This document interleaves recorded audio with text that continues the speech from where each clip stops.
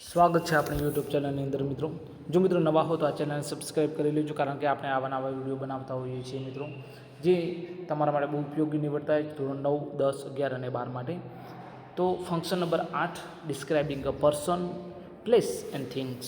હવે મિત્રો આમાં થોડુંક ખાસ ધ્યાન આપજો. પર્સન એટલે વ્યક્તિ, પ્લેસ એટલે જગ્યા, અને થિંગ એટલે વસ્તુ. તો વ્યક્તિ માટે શબ્દો, જગ્યા માટે શબ્દો અને વસ્તુ માટે શબ્દો અલગ અલગ વપરાય છે મિત્રો.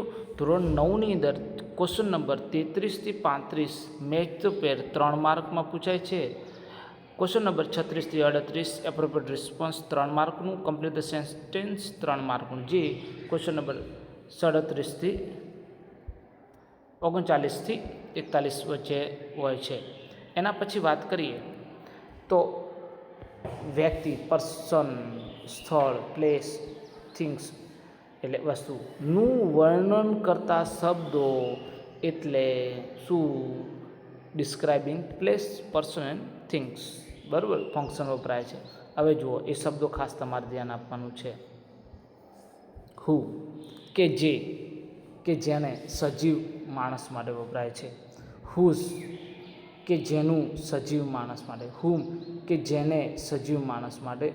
વિચ એટલે નિર્જીવ વસ્તુ હોય, વસ્તુ માટે વપરાય છે. બરાબર, તો આ રીતેના શબ્દો છે એ ખાસ તમારે ધ્યાન આપવાના હોય, જે વચ્ચે આવતા હોય છે વાક્યની. બરાબર, Motu is a fat boy, Talaja is a small town, that is a red rose, Minal is a clever girl. તો આ શું છે? પર્સન છે. આ શું છે? વસ્તુ છે એક. બરાબર, પ્લેસ છે. બરાબર, Talaja is a small town place છે. Montu is a fat boy. બરાબર, તો આ પર્સન છે. આ રીતેનો મતલબ ખાસ ધ્યાન. ક્યારેક આ શબ્દો વપરાતા હોય તો એ ખાસ ધ્યાન આપવાનું છે. How long have you bin sleeping? How long have you bin sleeping? બરાબર, અહીંયા જુઓ, સ્પેસિફાઈંગ ટાઈમ આપવામાં આવ્યો છે, ડ્યુરેશન ઓફ ટાઈમ. બરાબર, પ્રશ્નો અલગ પડે છે મિત્રો. અહીંયા જુઓ, ડિસ્ક્રાઇબિંગ, અહીંયા પ્રશ્નોમાં અને એમાં અલગ આપેલા છે. ધ મેન, જો the man who is wearing a white shirt is our teacher. એનો મતલબ સ્પેસિફાઈંગ પર્સન અથવા તો ડિસ્ક્રાઇબિંગ. બરાબર, અહીંયા ડિસ્ક્રાઇબિંગ પર્સન આવશે. શું આવશે? પર્સન. આ ગલત છે મિત્રો. અને આ જો હાઉ લોંગ હેવ યુ બીન, આ ડ્યુરેશન ઓફ ટાઈમ આવશે, એ આગળ આવશે ફંક્શન, એમાં વાત કરીશું મિત્રો. એના પછી વાત કરીશું ધ બુક. જો ધ બુક પહેલાં આપ્યું, પછી which you are reading is written by Munshi. બરાબર, શું? ડિસ્ક્રાઇબિંગ પર્સન, કારણ કે બુક એક વસ્તુ છે. બુક એક શું છે? વસ્તુ છે. એના પછી we will go to Kullu Manali in summer vacation. Kullu Manali. બરાબર, આ શું છે? Describing place.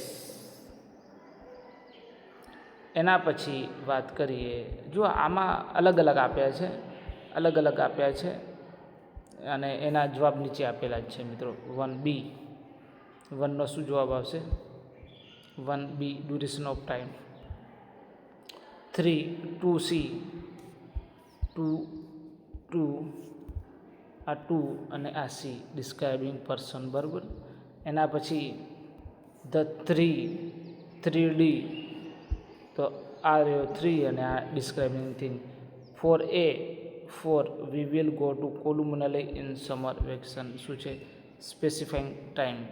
શું બતાવે છે? Specifying time. એક સમર વેકેશન, અહીંયા સમર વેકેશન એક ટાઈમ છે, ઉનાળુ વેકેશન, એટલે સ્પેસિફાઈ કરે છે.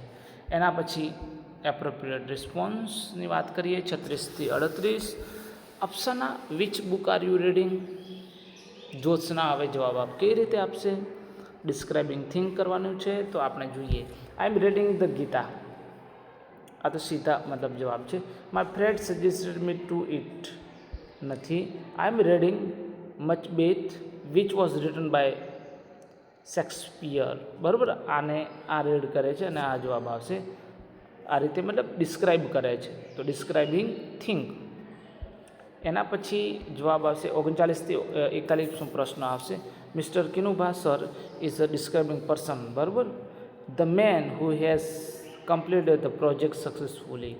ધ મેન, જો અહીંયા હું જ શબ્દ આવ્યો છે અને અહીંયા વિચ શબ્દ આવ્યો છે, તો જે શબ્દ ઉપરથી તમારે ખાસ થોડું ધ્યાન આપવાનું 10મા ધોરણ, બરાબર, તો ઓળખાઈ જશે. ડિસ્ક્રાઇબિંગ પર્સન હોય કે પ્લેસ હોય કે થિંગ્સ હોય.